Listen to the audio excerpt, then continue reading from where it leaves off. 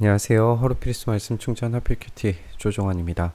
오늘 함께 나눌 하나님 말씀은 민수기 31장 25절에서 54절까지 말씀입니다. 주님께서 모세에게 말씀하십니다. 너는 제사장 엘르아살과 회중의 집안 우두머리들과 함께 전리품의 수와 포로로 잡아온 사람의 짐승의 머리수를 세어라.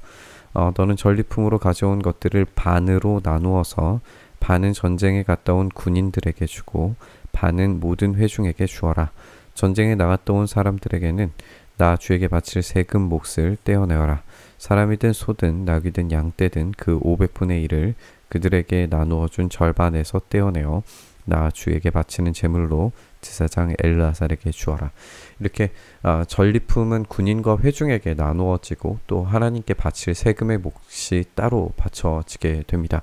이렇게 그들이 얻은 전리품들은 군인들에게만 얻어지는 것이 아니라 이것이 분배되어지는 과정들, 그리고 하나님께 나아가는 이런 과정들을 봤을 때 이 전쟁에서 얻어진 이 결과물들은 최종적으로는 하나님께 예배함을 위함이었다라고 하는 사실을 우리가 어제 본문과 함께 이어서 생각을 해볼 수 있습니다.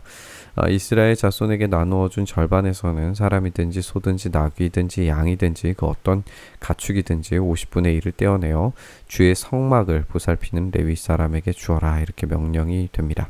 모세와 제사장 엘르아살은 주님께서 모세에게 명하신 대로 했어요. 군인들이 제각기 약탈하여서 자기 것으로 삼은 약탈물 말고도 그들이 빼앗아온 전리품은 양이 67만 5천 마리, 소가 7만 2천 마리, 나귀가 6만 1천 마리였고 처녀는 모두 3만 2천 명이었는데 남자와 동침하지 않아 사내를 안 일이 없는 처녀들이었다라고 이렇게 설명합니다. 이 가운데 절반이 전쟁에 나갔던 군인들의 몫으로 돌아갔고 양은 33만 7,500마리가 그들의 몫이 됩니다. 그 양 가운데 675마리는 주님께 드리는 세금으로 바쳐지게 되고 소는 3만 6천 마리, 그 가운데 드린 세금은 72마리로 바쳐지고 나귀는 3만 500마리이고 그 가운데 드린 세금은 61마리. 이렇게 앞에서 나온 이 비율에 따라서 이 취한 것과 하나님께 드린 것, 이것들이 이제 구분되고 있는 것을 우리가 확인해 볼 수 있어요. 모세는 주님께 제물로 드린 세금을 제사장 엘르아살에게 주었고 이렇게 모세는 주님께서 명하신 대로 합니다. 모세가 전쟁에 나갔던 군인들에게 떼어 이스라엘 자손에게 나누어 준 목, 곧 회중들이 얻은 절반은 다음과 같습니다. 양이 33만 7,500마리, 소가 3만 6천 마리, 나귀는 3만 500마리이고 사람이 1만 6천 명입니다. 모세는 이스라엘 자손이 받은 절반에서 사람과 짐승을 5분의 1씩을 떼어내어서 주님의 성막을 보살피는 레위 사람들에게 주었어요. 이렇게 모세는 주님께서 명하신 대로 합니다. 이제 우리가 좀 주목해서 살펴보고 싶은 부분이 나오는데요. 이제 각 전리품들의 금으로 된 세공품들도 있었는데 이것을 어떻게 다루는지를 자세히 설명하고 있습니다. 군 지휘관들 곧 천부장과 백부장들이 모세에게 와서 보고하기를 소관들이 이끄는 부하들을 세워보았는데 우리 쪽에서는 한 사람도 실종되지 않았기에 주님께 예물을 가져왔습니다. 주님 앞에서 우리 자신이 죄를 벗고자 하여 금으로 만든 것들 곧 금 발목걸이, 팔찌, 인장, 가락지, 귀고리, 목걸이를 우리가 저마다 얻은 대로 이렇게 가져왔습니다. 라고 이렇게 보고합니다. 그들은 안전하게 전쟁을 수행했어요. 명령이 수행됐지만 그들이 이 죄를 벗기 위해라고 설명하고 있는 것을 우리가 보게 됩니다. 금으로 만든 예물을 이제 바치게 되는데 이것은 그들의 목숨값이기도 했지만 어떤 의미에서 그들의 변화를 좀 추적을 해볼 수 있어요.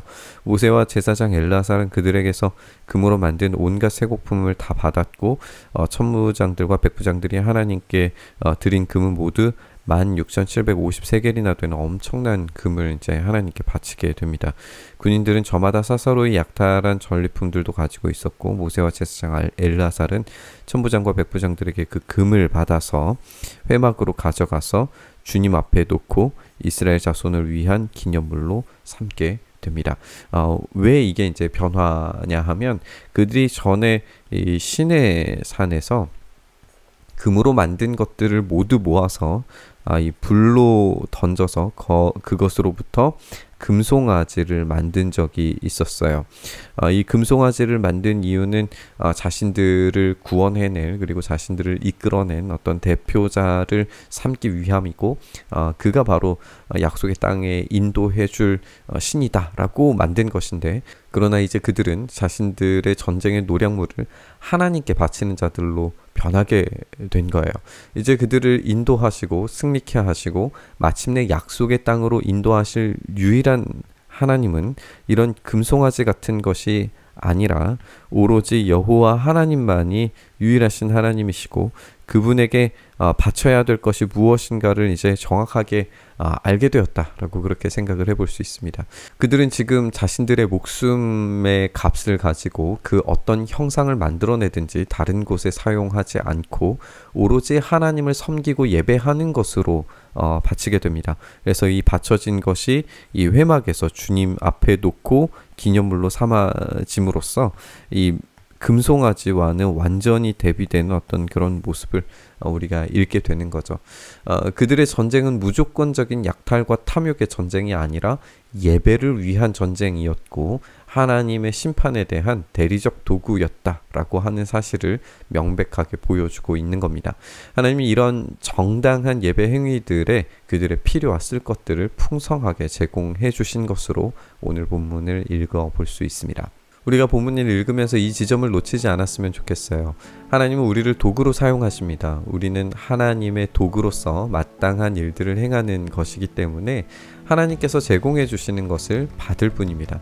만약에 그 전후 관계가 뒤집어져서 우리가 전쟁하고 우리가 쟁취하고 우리가 얻으려고 애쓰고 착복한다면 우리는 금송아지를 만드는 우상 숭배자의 행위와 다를 바가 없게 될 겁니다. 하지만 이스라엘이 훌륭하게 이 예배를 위한 전쟁에서 승리했고 하나님께 가치 있는 것을 기꺼이 드린 것처럼 우리도 그렇게 하나님께 기꺼이 올려드리는 예배 행위의 삶을 살아낼 때에 하나님은 우리가 생각한 것 이상의 것들로 채우시고 책임져 주실 겁니다. 먼저 그의 나라와 의를 구하면 하나님은 나머지의 것들을 책임져 주시고 채워주십니다. 오늘도 이 예배의 삶에서 지치지 않고 승리하는 삶 살기를 결단하고 또 우리의 삶을 그렇게 채워주시기를 소망하면서 묵상의 자리로 나아가시죠. 주님, 그렇습니다. 우리의 삶이 이 전쟁과 같은 삶에서 우리가 때로 얻어지는 이 승리들 가운데에 하나님께 온전히 드리는 이런 예배의 삶으로 살아갈 수 있도록 은혜 더하여 주시옵소서. 우리의 것을 채우는 것이 아니라 하나님께 돌려드리는 인생을 살아갈 때에 오히려 하나님께서 제공해 주시고 채워주시는 것으로 충만하게 채워지는 인생 되도록 주여 은혜 더하여 주시옵소서. 그렇게 우리의 삶을 붙들어 주셔서 만족해 하시기를 간절히 바라고 소망하며 우리 주님 예수님 이름으로 기도드리옵나이다. 아멘.